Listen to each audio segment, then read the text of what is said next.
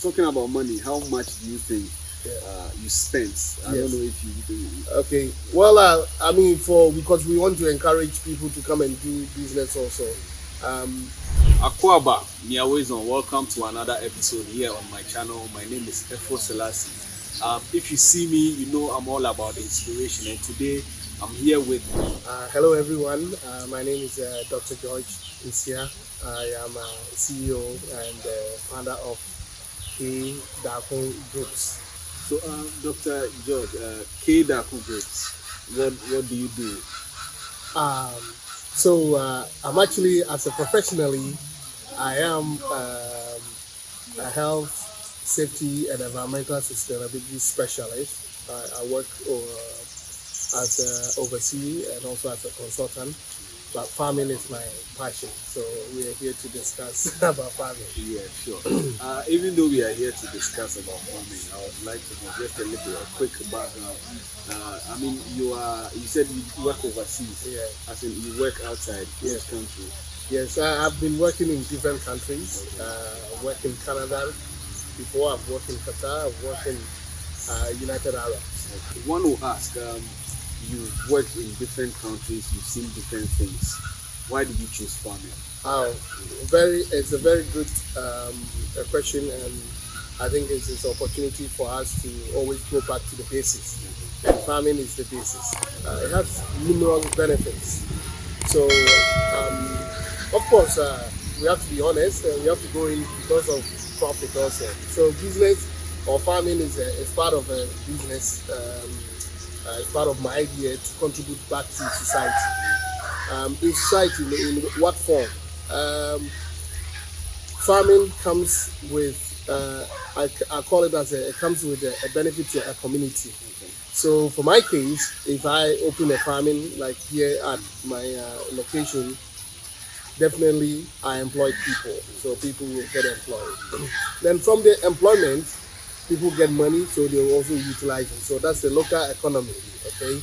Then from the product that we sell here, which we will mention about fish farming, where we focus on organic, using local resources.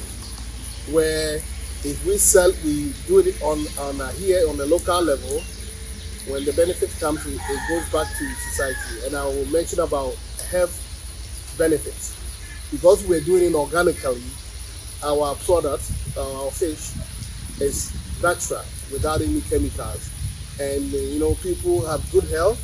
They say, a good health, you have everything, right? Yes. So this goes far.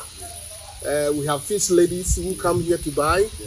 When they buy it, they go also process it. They get money to take care of their children get to eat good food, market people get to eat good food. And so overall, we have what we call sustainability. Yeah. Okay, that means it goes around. And that's what we aim for. Wow, that's a really good mindset to have. Before we go on, like he said, he has some catfishes. They are ready for sale. So I'll be leaving his contact so that you contact him and then get your fish.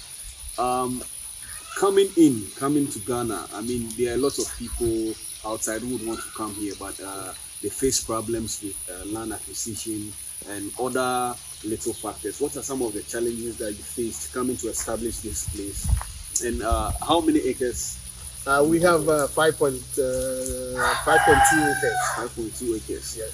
Here at Agogo in the Ashanti. Yes. So what are some of the challenges you faced coming in to establish yourself here? The challenges, everything that you want to start, there's always a challenge, but there's always also a solution. For the land wise, you have to do your research. You have to make sure you do your research properly. For me, I found out that if you are able to contact, you do what we call a friendly investigation. So if this guy tells you he owns this land, then go on his behind and ask the neighbors to see. If 3-5 people confirms that it is for him, you can have the assurance that the land belongs to the right person, okay? And then, of course, you have to talk to the king or the local chief also to confirm that. So that will be the first part you have to do for you to get the right landowner. And to go on to the next level, to make sure there's no legal issues related to it. Once again, you can do the land search title and then find out. So that's another way of getting the right land. And did you get someone to help you with this? Or well, I kind of have. I started when I started building my house. That gave me opportunity to learn this information. So I applied it here when I was acquiring this land. Okay. And I see you have a successful farm, if I can say that. What would you say has helped you to get to that point? Because most of your colleagues outside, they have problems when it comes to management of the farm. Correct. What would you say Correct. has helped you get to that point? One of the challenge for most people, they don't want to spend money to come to Ghana. You have to spend money, buy a ticket. Okay? And no matter what somebody tells you that they're able to do for you, you yourself have to be physically available. And that plays very, very, very crucial role. And your availability or your presence at your workplace makes a big influence, because there's a lot of things that you as the owner, because you are the one with the vision, you know exactly where you want to go. And if you're not present and you're listening just by the phone, it doesn't work that way. I also believe in now we have as simple as WhatsApp. So you make sure that at least there's some sort of ongoing monitoring, which can be ranging from sending videos, sending pictures, having a camera, which I'm about to do, okay? Having a camera being installed at the certain location so you can monitor it worldwide. Okay. All right, so that's nice. Talking about your catfish, let's concentrate on that. I know you have other things. Yes. But let's concentrate on the catfish. What motivated you to go into catfish? Okay, yes. Catfish is a source of protein that anywhere you go in the world, even the medicine that you're taking, most of them fall under protein, and catfish is one of them. So my main focus, as I mentioned earlier, is to give back to community through a good health. And so our main goal is we do a business, make profit, but overall it goes around to everyone, including health. Okay. All right. So what are some of the challenges? I know maybe you will talk about the successes too. It seems I'm talking about challenges. Yes, it's good to bring that up. But what are some of the challenges you faced in establishing your catfish Correct. farm? The challenges falls within two areas. Maybe there's other things, but for me, I found it falls within two areas.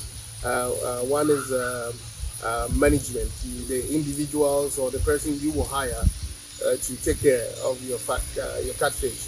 It has to be a competent person. It has to be expert in that field. So, and then of course, it costs you money to maintain that person. So, if you're able to do that, I think you will solve that challenge. The second one is about feeding. The cost of feeding is very high, and you yourself as the owner, you have to make sure you also go into depth by studying or research to find out how much bag it will cost, and then how much feed. I mean, you have to know the stages.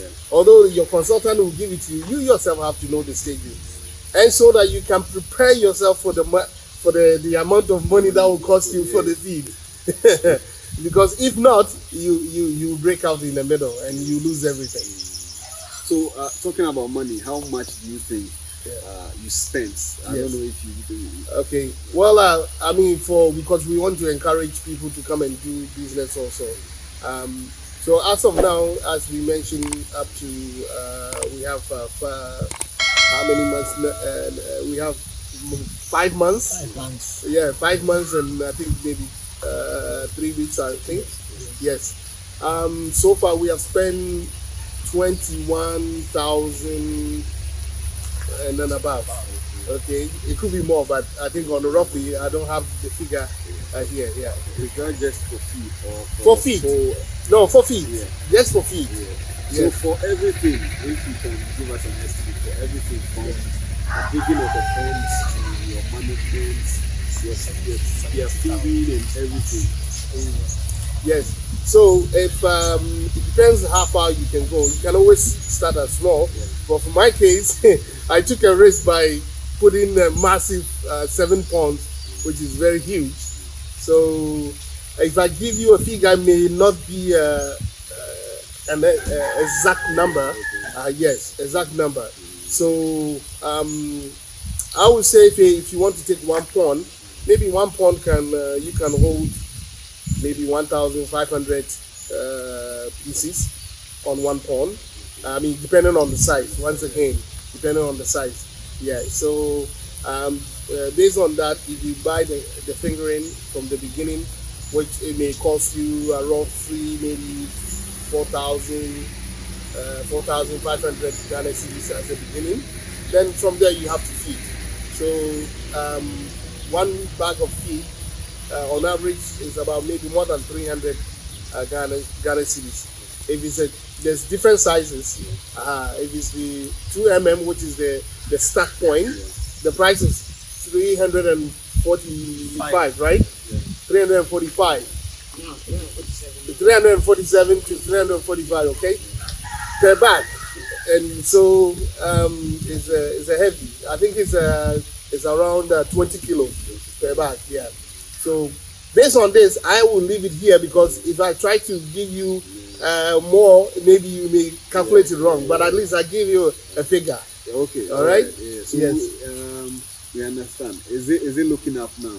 Is it looking up in terms of profits making? Do you Okay. think? Are you encouraged to Yes. do more? Yeah, I'm highly encouraged because once you're able to maintain your feed and your management up to until they are ready to be harvested, which depends once again how much you're feeding them. For here we're feeding them 3 times in a day. So in our case, in 5 months time we have a massive weight ranging from 1 kilo and about 1.2 to 2 kilos and above because of the feeding. Based on this figure, if we are selling it, which a few days ago we made some sales, it was pretty good. We have very good sizes. Our fish here, they look pretty good, very heavy. As we mentioned earlier, these are raised fully organic. So our prices, as a part of our marketing, we are starting from anywhere from 35 cities, based on the sizes. That's quite affordable. It's affordable, yes, very affordable. Yeah, very affordable. Very affordable. Yeah, based on the sizes, then the price can go up. Yes. So if you have any advice, any encouragement for people who are living outside, who would want to come and invest, but they've heard some stories about how people treat investments that are sent here to Africa. What encouragement do you have, or what words do you have to say to them? Whatever we do, we always belong to home sweet home. Yeah. And there's nothing better that if you're able to do something for yourself in your own country and at the same time benefiting society. I will highly encourage everyone to do the same. Of course, many people have been disappointed and has been failed several times because they tried and something went wrong. That we, of course, I don't know about your story, but I think overall, if you would like to do it, make sure you do your research in terms of management, the person that will take care of it. And I mentioned earlier, get a specialties or get a consultant who have experience and also have knowledge of how to do this. And in that case, pay money. Don't worry about it. If this money you pay to them, imagine if you're going to take this huge money to invest, how much does it cost to take care of a consultant? Spend money on a consultant, which they are now available on a TikTok and then on the social media, I mean, you have choices. You can call different people, ask them questions. Who do you think you feel like he has ability to do your job? And then hire him. He will do the needful for you. All right. Thank you so much. So those are words from Dr. John. We are grateful that you came and spent your time with us. Thank you. Okay. Thank you. Thank you for watching us all, and have a blessed week.